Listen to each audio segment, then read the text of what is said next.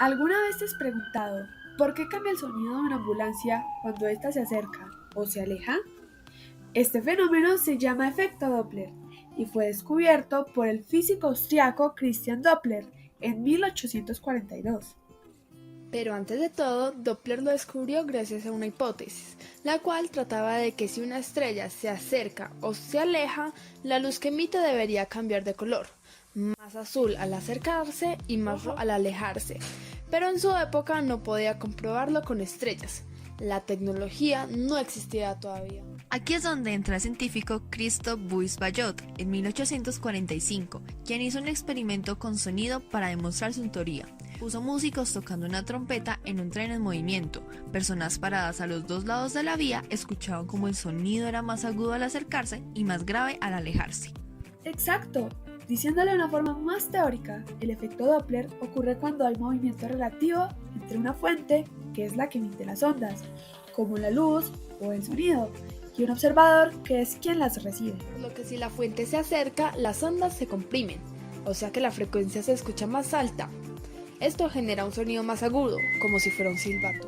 Pero si la frecuencia se aleja, las ondas se estiran, o sea que la frecuencia se escucha más baja, por lo que se escucharía un sonido más grave, tipo como un tambor. Esta es la fórmula que utilizamos en el efecto Doppler, en la cual el signo depende de si el sonido se aleja o se acerca. También debemos presentarte los 8 casos del efecto Doppler. El primero trata así: la fuente se acerca al observador, pero el observador está en reposo. Si todavía no entiendes, te traemos un ejemplo.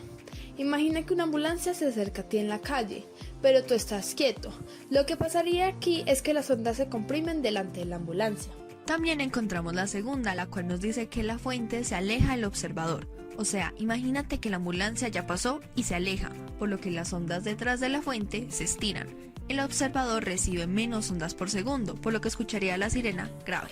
El tercer caso nos habla del observador que se acerca a la fuente, como un parlante sujeto a un poste. El observador se mueve hacia él y a medida que se acerca, choca con más ondas en menos tiempo, lo que significa una frecuencia más alta, por lo que escucharás más agudo. En el cuarto caso es a la inversa, o sea, el observador se aleja de la fuente, entonces recibirías cada vez menos ondas por segundo, por lo que con lo que ya sabemos, la frecuencia percibida sería más baja. Tipo, un sonido más grave es lo que oirías. En el quinto caso, la fuente y el observador se acercan uno al otro, por lo que aquí ambos se mueven en dirección contraria y se aproximan. Déjame explicarte qué es lo que pasa. La fuente comprime ondas y en este lapso de tiempo el observador se mete en ellas. Su resultado es una frecuencia percibida mucho más alta.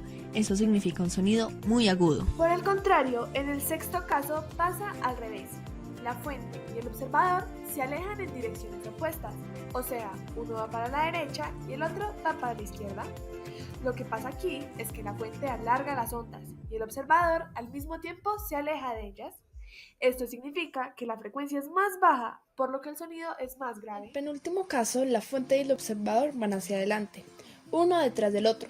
Si la fuente es más rápida, alcanzará al observador y las ondas se comprimirán, o sea, una frecuencia más alta. Si la fuente es más lenta, el efecto se nota poco. Por último, el octavo caso. El observador persigue a la fuente, corre detrás de ella. En el caso en el que el observador va más rápido, se mete en las ondas de frecuencia, escuchándola más alta. Si va más lento, apenas notará el cambio. Pero si va a la misma velocidad que la fuente, no sentirá ningún cambio. Escuchará el sonido igual. Por lo que si te imaginas, el que corre detrás lo escuchará mucho más agudo a diferencia de alguien que esté quieto.